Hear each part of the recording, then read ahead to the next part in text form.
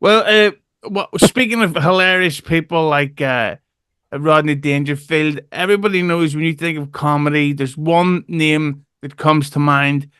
Not Adam Hughes, but Greg Hughes, the Opemeister 4000, as we call him in the new metal bars these days. I thought you were going to say Nicky Norton, but all right, we'll go with that. Get off his back. But the thing I would ask Dr. Steve is there's a thing, and this kind of goes, I know you're like a physical health, but it's also to do with sort of a mental health issue. Sure.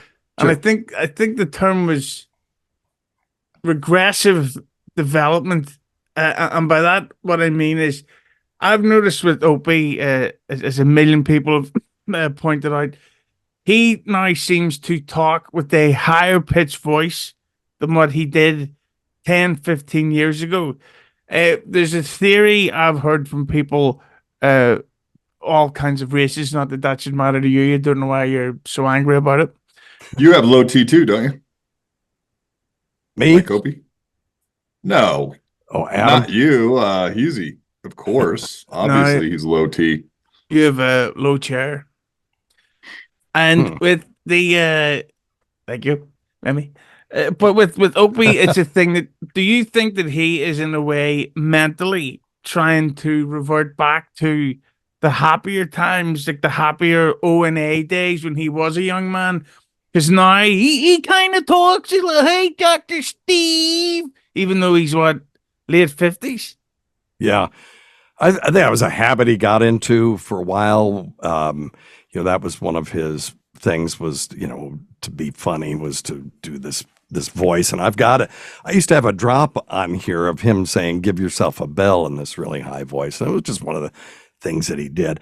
The thing about Ope is he said way before Opie and Anthony broke up that he had FU money. And that if he left that job, he would have enough money to live on, support his family, and he would just do whatever the fuck he wanted to do. Can I curse on this show? So I believe that he's just goofing around and doing what he wants to do. He just wants to sit there, talk to the people that talk to him, and that's about it. And that's all he wants to do. And people talking about getting this reunion back together and all this stuff. I just really don't think he wants that. He's a very private person, which is weird given his previous career. But yeah, so he's stuck with the D-listers like Jim Stansel at Gebhardt's, huh? I don't know. I'm not keeping up on all that stuff. I don't even know who Jim Stansel is, to be honest with you. Boom, got him. Yeah.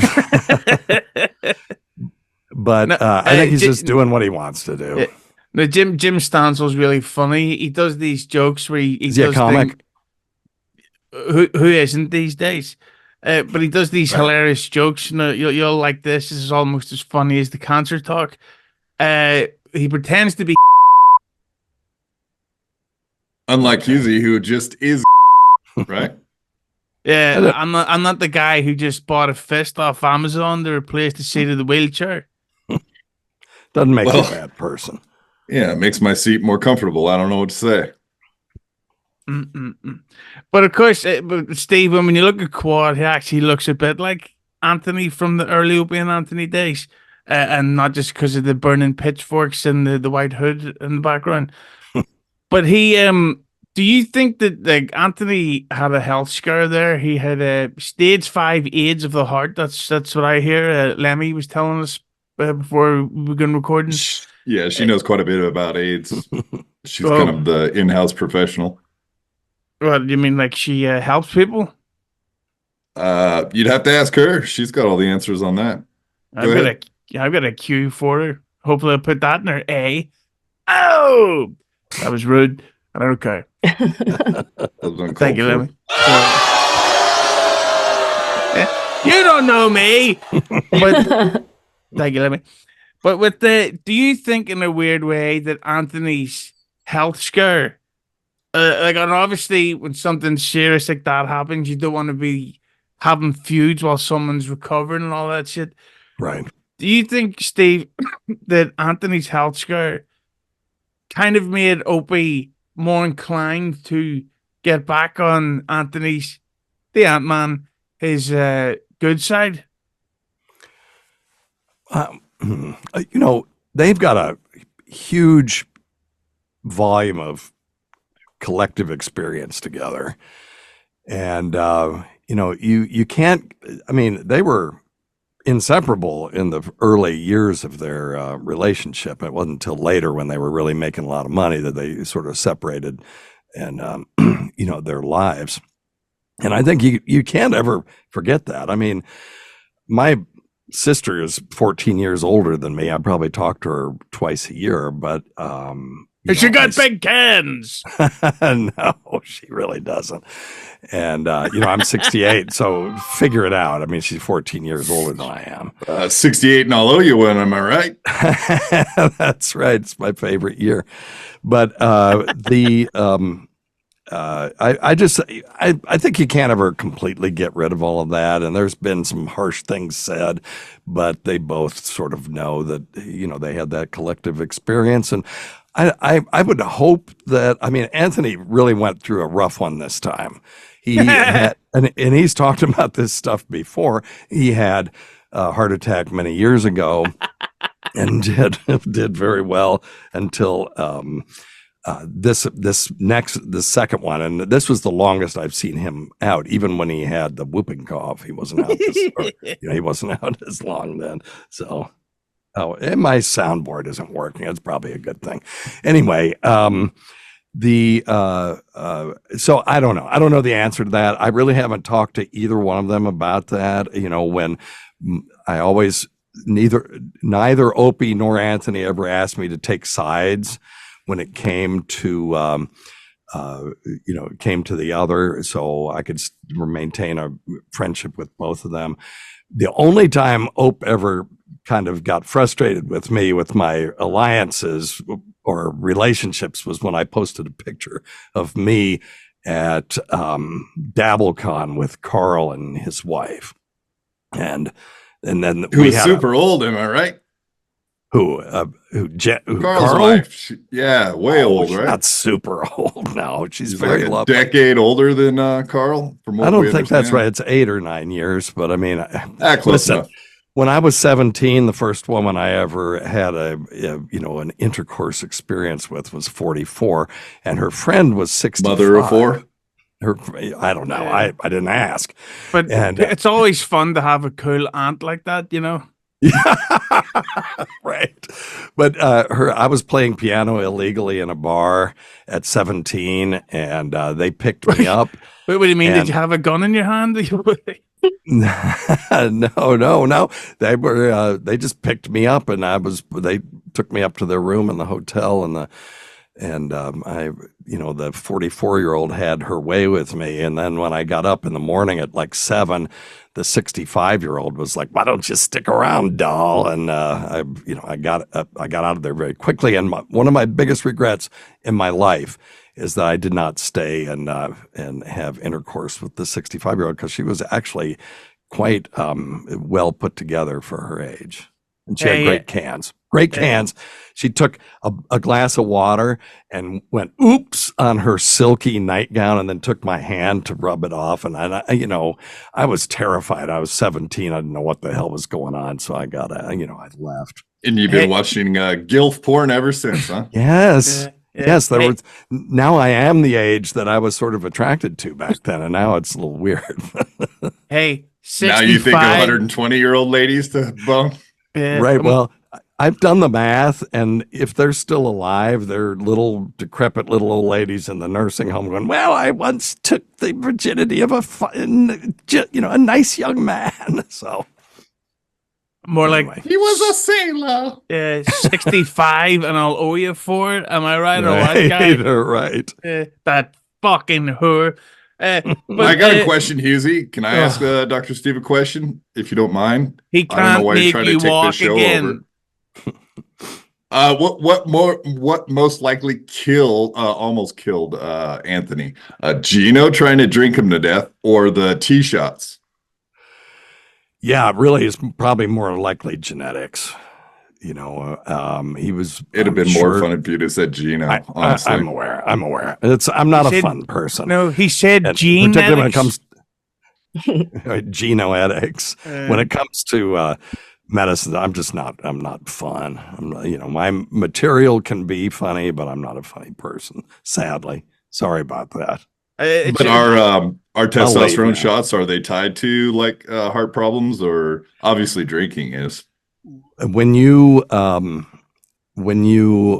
overdose on testosterone, there are some cardiac risks, but if you have low testosterone and you raise it back to normal, really there's very little risk to raising it to normal. It's when people take testosterone that they don't need to boost their testosterone for whatever purpose, to improve their muscle growth or whatever, and then that's when you can run into some problems. It's all about mitigating risk. It increases the risk. It doesn't doom anybody to anything, but I don't recommend overdosing on testosterone. This little machine can make all medicine horrible diagnosis very funny.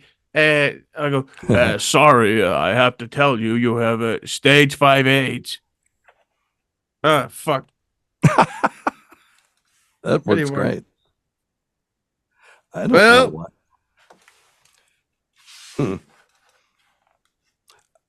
How the fuck do you work this? It was a fart machine. Anyway. Well, I had that sound. My soundboard is just shit the bed. I don't know why. So. Yeah, so did Quad. Yeah, so did Hughezy's comedy. Oh. You didn't need to go there. But Dr. Steve, do you think that with Opie and Anthony that this whole thing could outlook, because I don't know if you've heard recently that Sam Roberts and Jim Norton with the really hot sexy wife, the real babe, okay, they've both publicly spoken about how they haven't been getting along so great, and their show contract is up. Thank God. Well, I had not heard any of this. Jim and Sam are saying that they're not getting along? Yeah, I don't know what it is about marrying a woman with a big dick that finally makes you realize that you're so tired of Sam Roberts' shit fucking face. Maybe that's just what Lemmi was saying off mic before recording. That dick got between Jim and Sam, huh? That's amazing. Yeah, yeah. He doesn't. He's already Jim Norton now lives with a dick. He doesn't have to work with one too. But with Opie and Anthony, Jesus Christ! If Jim and Sam stop doing their show, yeah, do you think that could potentially leave a slot open for a legitimate chance at an O&A reunion? Because if Sirius has that slot open, I genuinely don't think that there's anyone that could come in and take that spot apart from Opie and the Ant-Man. Well, it'd be interesting. I assumed that when you told me this, if they're not going to renew their contract, that the bonfire would slot into the morning slot. That would be my guess. But boy, that would be interesting. I mean, listen, all of us would love to see the return of the O&A days. I mean, that was Comedy College. When they were at their peak, that was the best show that was ever on the radio, in my opinion. And but I'm biased, obviously, but I thought that before I started going on their show. So, yeah, I would love to see it. Don't know what they could do. Sign up for a year and see what happens. Start bringing the old people in. And they'll have some different things to say now. It's, it'd be interesting. I'd love to see it. And with modern technology, they wouldn't even need to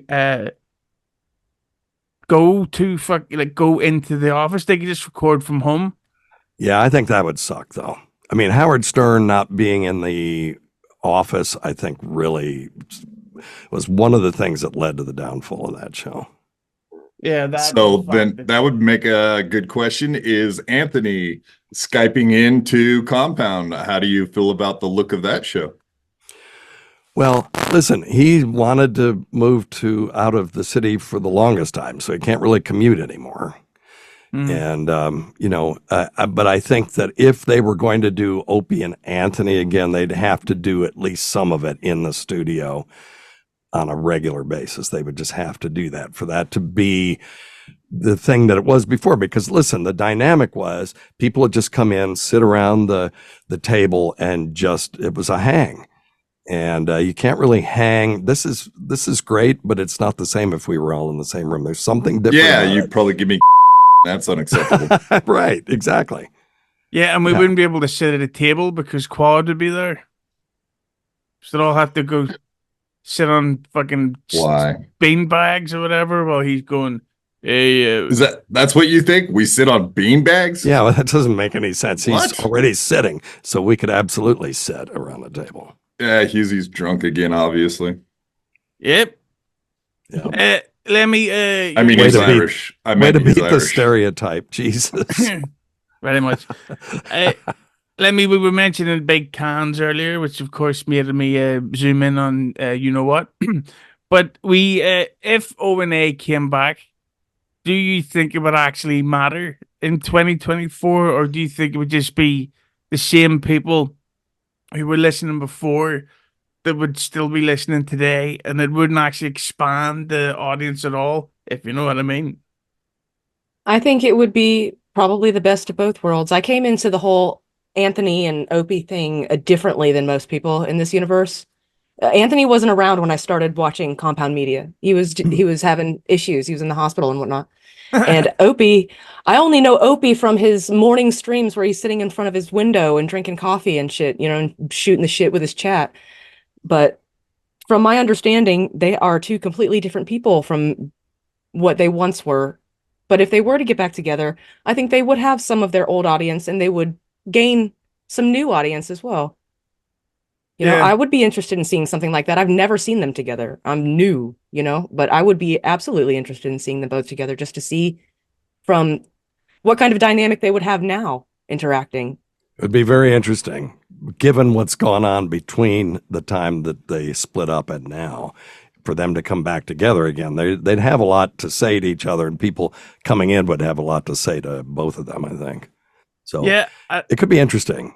And you mentioned like Opie did have FU money, excuse my French, for a long time. But even if you're a billionaire, if you have zero income coming in, that money starts to go down. So while I highly doubt Opie's broke, the fact that he's still paying millionaire taxes with zero actual income to cover up his losses, you can't buy coffee if you don't have $1 million doll hairs. But your money doesn't just sit there. Just putting it in a box and then pulling stuff out. I mean, hopefully he's invested it and he's gaining interest and stuff. So if you're not touching the principal too severely or not at all, then you can go on like that with no employment income, but you still have income from your investment. So income. I hope that's what's going on. Yeah. Anthony's talked about his money manager, and he said he had the same one as Opie, and the guy was smart and probably has them all set up. So they just pull out a monthly stipend and whatever. There it is. I'm sure they're both smart with their money. And anyway, Opie, he lives in a nice plush place there in New York. I've been there. It's amazing. On the coast. Yeah, but I'm sure Anthony's making a lot of money from that morning show on Compound. Surely that's bringing in huge numbers. Yeah, we know he's not making any money off of In Hot Water, right, guys? Oh, wow. I didn't think you were going to go there, but you did.